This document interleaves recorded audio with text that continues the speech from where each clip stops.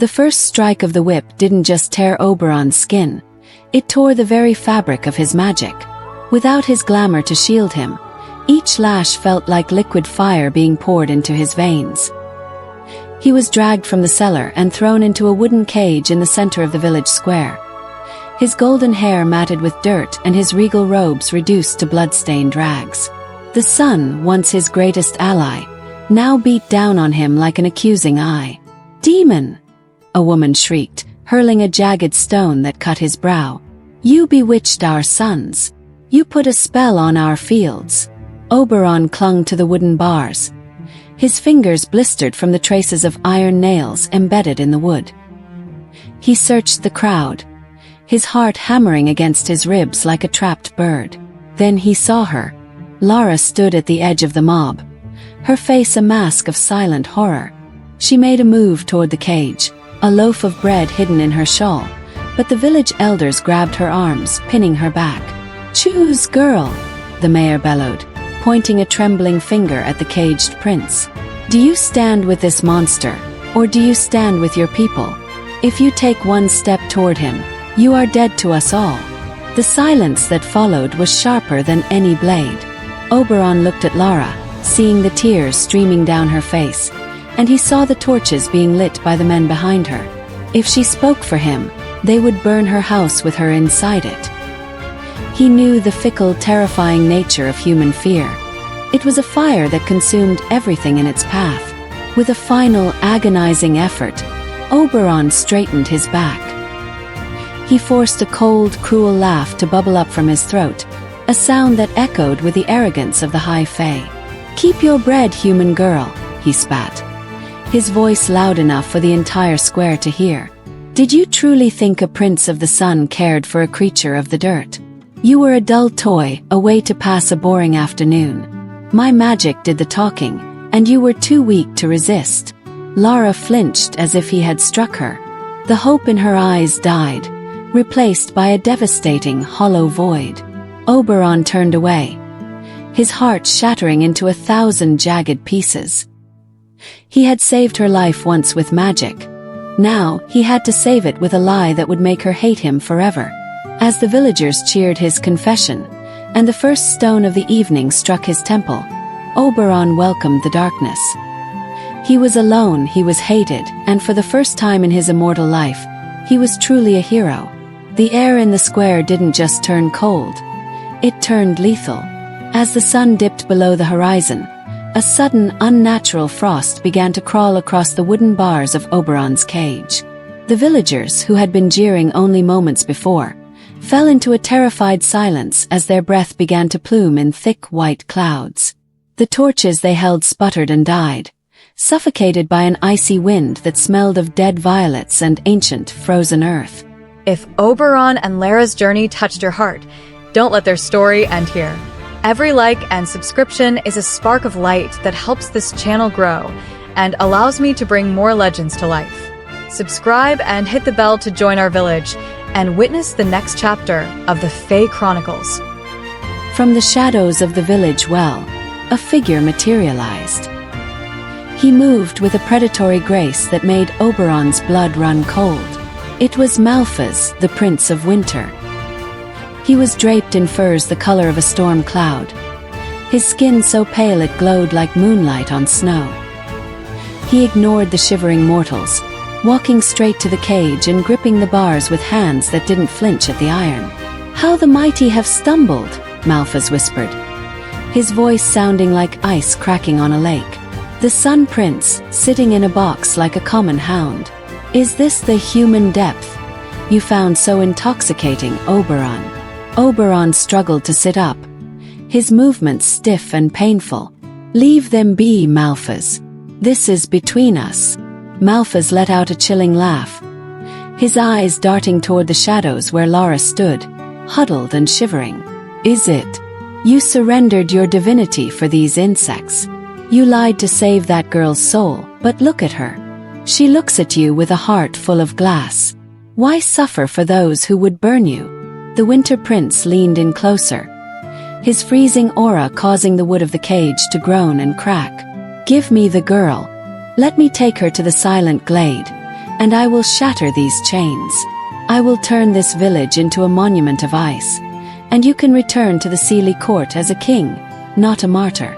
Oberon looked past the monster in front of him, catching a glimpse of Lara's terrified eyes through the gloom. Even though he had broken her heart, even though he was bleeding and mortal, he felt a spark of warmth that Malphas would never understand. "I would rather freeze in this cage," Oberon rasped, his voice steady despite the cold, "than see one flake of your snow touch her skin." Malphas's smile vanished, replaced by a mask of cold, sharp cruelty. "Then watch as the world goes white, brother. If you will not give her to me, I will let the frost take everything you died to protect." The frost didn't just linger. It hungered. By the third night, the village was a ghost of its former self, buried under a sky that had turned a bruised, sickly purple. The crops in the fields shattered like glass, and the cattle lay frozen in their stalls. Inside the cage, Oberon was a shadow of a man. His skin was blue-tinged, and his breathing was a shallow, rattling echo. He was fading, his immortal spark flickering like a candle in a gale. Through the haze of his delirium, he heard the soft crunch of snow. Lara appeared like a vision out of the white blur. She was wrapped in a threadbare cloak, her face gaunt from hunger and cold.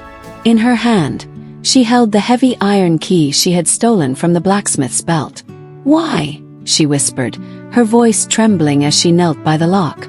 "Why did you say those horrible things if you were only going to stay here and die for us?"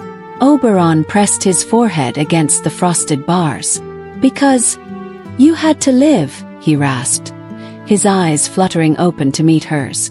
"Malphas doesn't want the village, Lara. He wants the hope I found in you. If you hate me, he cannot use our connection to find you." Lara's hands shook as she turned the key. The heavy door groaned open, but Oberon didn't flee. He couldn't. He pointed toward the town square's central hearth, where the villagers had gathered in a desperate, final attempt to find warmth. The fire there was dying, smothered by Malphas's supernatural chill. "The frost is tied to my life force now," Oberon said, grabbing Lara's hand. His touch was icy, yet a faint golden light pulsed beneath his skin. "If I take my magic back, I can escape, but the village will freeze before dawn. But if I give it away, if I pour the summer into that hearth, you'll become mortal," Lara realized, her eyes filling with tears. "You'll lose everything you are." "No," Oberon smiled, a genuine tired smile that reached his hazel-flecked eyes. "I'll finally become who I want to be." With Lara supporting his weight, the fallen prince stumbled toward the dying fire. He reached into his chest, pulling at the very core of his being. With a roar of agony and light, he cast his golden essence into the embers. The hearth erupted into a towering pillar of sunfire, radiating a heat so pure the blizzard retreated in a panicked howl. The ice melted, the air softened, and Oberon collapsed into the soot. No longer a prince, no longer a god, but a man breathing his first breath of true freedom. The golden fire from the hearth didn't just warm the village. It transformed the very hearts of those who had sought to destroy it. As the unnatural winter retreated, the villagers emerged from their homes, blinking against a sun that felt more like a blessing than a constant. They found Oberon lying in the ash, his skin no longer radiant with starlight, but etched with the rugged, honest scars of a man who had survived a war. The transition wasn't immediate, but it was profound.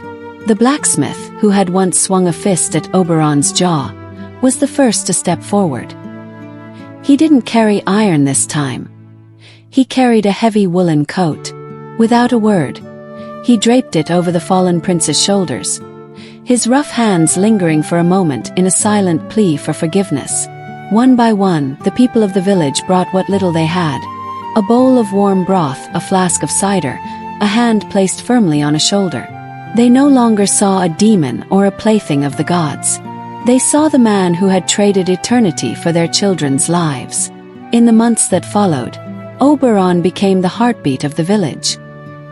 He worked the fields with a strange, fierce joy, finding magic not in spells, but in the way the soil felt between his fingers and the way the harvest tasted after a hard day's labor.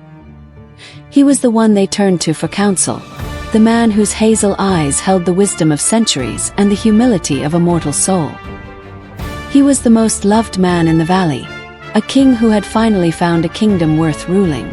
As the sun began to set over the golden wheat, Alara found him sitting by the edge of the woods. The Prince of Winter was a fading memory, a shadow that couldn't survive in the warmth Oberon had built.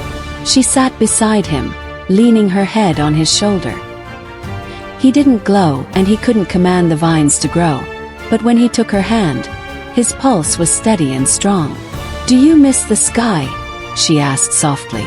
Oberon looked at her, his face lit by the orange glow of the evening.